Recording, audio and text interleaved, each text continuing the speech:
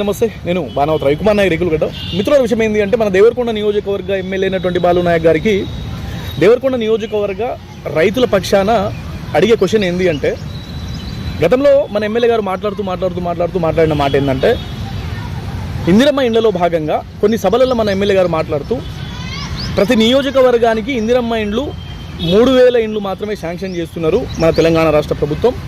కానీ ముఖ్యమంత్రి గారికి నాకు ఉన్న సన్నిహిత సంబంధాలతో నేను ఇంకొక 2000 ఇండ్లను ఎక్కువగా శాంక్షన్ చేపించి ప్రతి సంవత్సరానికి 5,000 ఇందిరమ్మ ఇండ్లను నేను శాంక్షన్ చేపిస్తా, మన నియోజకవర్గంలో ప్రతి పేదోనికి సొంతింటి కలను నెరవేరుస్తా అని చెప్పేసి మన బాలు నాయక్ గారు దేవరకొండ నియోజకవర్గ ప్రజలకి వాగ్దానం ఇవ్వడం జరిగింది. దాదాపు అందరూ చూసే ఉంటారు. అయితే మిత్రులారా, ఇక్కడ విషయం ఏంటి అంటే, ఇందిరమ్మ ఇండ్ల విషయము దేవుడెరుగు. బాలు నాయక్ గారు 5,000 ఇండ్లు తెస్తే ఇంకా సంతోషం, మన దేవరకొండ నియోజకవర్గాలు ప్రజలు కూడా ఆహ్వానిస్తారు, దాన్ని ఎలాంటి ఇబ్బంది లేదు. అయితే ఇక్కడ పాయింట్ ఏంటంటే, మన దేవరకొండ నియోజకవర్గంలో దాదాపు వేలాది మంది రైతులకు రైతు బంధు, వేసవికాలం రైతు బంధు ఇప్పటి వరకు పడలేక హరిగోసలు పడతా ఉన్నారు. సకాలంలో ధాన్యం కొనకుండా వరి కల్లాల దగ్గర ఎదురు చూస్తున్న రైతులు ఇప్పటికి ఎంతోమంది.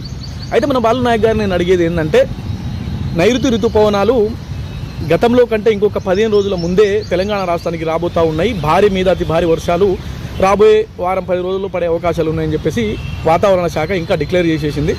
అయితే మన ఎమ్మెల్యే గారు నేను అడిగేది ఏంటంటే, ఈసారి అయినా గతంలో లాగా రైతు బంధు విడతల వారీగా 1 ఎకరానికి 2 ఎకరాలకి అప్పుడు అని చెప్పేసి ఇప్పటివరకు ఎగ్గొట్టినట్టు ఈసారి దేవరకొండ నియోజకవర్గంలో ఉన్నటువంటి రైతులను ఇబ్బంది పెట్టకుండా, గతంలో కాంగ్రెస్ పార్టీ ప్రభుత్వము దళారుల దగ్గర అప్పుగా తీసుకొచ్చి మనం గతంలో ఉన్నటువంటి ఇందిరమ్మ రాజ్యం అని చెప్పారు కదా, ఇందిరమ్మ రాజ్యం తీసుకొస్తామని చెప్పేసి.